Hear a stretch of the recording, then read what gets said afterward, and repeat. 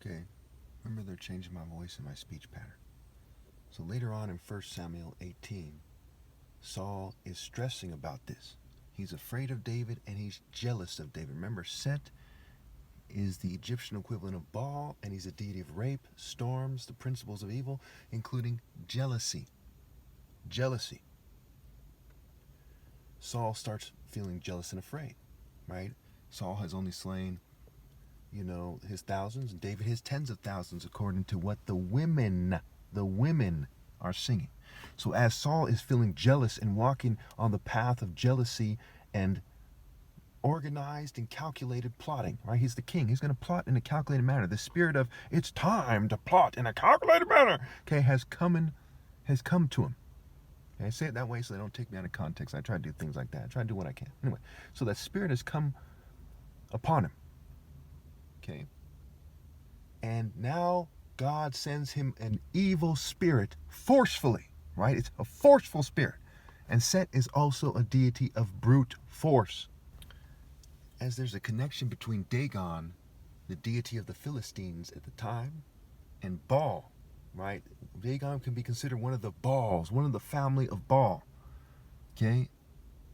Goliath was in the spirit of brute force. A lot of armor, big spear, big shield, what have you. Where David hit him with a surgical strike. And he was a young lad, which is symbolic of as you grow up beyond, throwing rocks and doing little things, you grow up into precise martial combat. So David, basically is somebody who is trying to fight more surgically, more effectively as possible. God has given him a spirit of sound judgment in combat. So it says David is loved by all of Israel because he's leading them on their campaigns, right? Their military campaigns in that context. Not America, not modern Israel. Israel in the story. Okay? It's a story with a universal moral principles. Okay. So, in order to, again, the Spirit of God has left Saul, so he's afraid of David.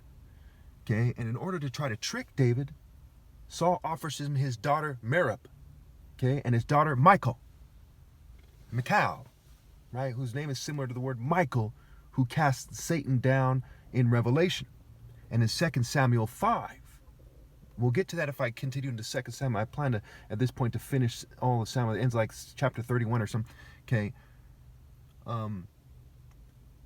It says that he's anointed, and the elders agree, because he's the one who led Israel on the military campaigns and not Saul. So this part in 1 Samuel 18 will come back to haunt Saul. However, Saul's family rather. However, Saul and Jonathan will die later on in Samuel. I won't want to spoil that too much for you, but he dies at some point. He dies later on in Samuel. Okay. And how he dies is very important, very key. Okay. So, notice the woman must submit, right? What would prevent Michal or Merab, if he gets married to him, I'm not going to spoil it right now, what will prevent them from leading David astray? If they submit completely to the Lord in him, like Jonathan has. Jonathan, remember, in the last video I said he gave him his sword, his robe, and his belt. All these things have symbolism, symbolic meaning. And they're used symbolically in the Bible as well. Okay? The belt of faithfulness and righteousness. He becomes one in righteousness with David, one in serving the Lord, one in faithfulness.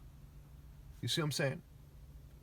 So now, are people supposed to be led by me? Yes.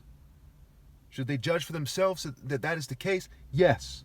Even if they're not Christians? Yes. Because these are universal principles. Should women submit to me? Yes. Should they judge for themselves that's the case? Yes. Even if they're not Christians. Because it's a matter of right and wrong, a matter of principle, a matter of doing the right thing. What is right? A matter of character. And there's religious components as well.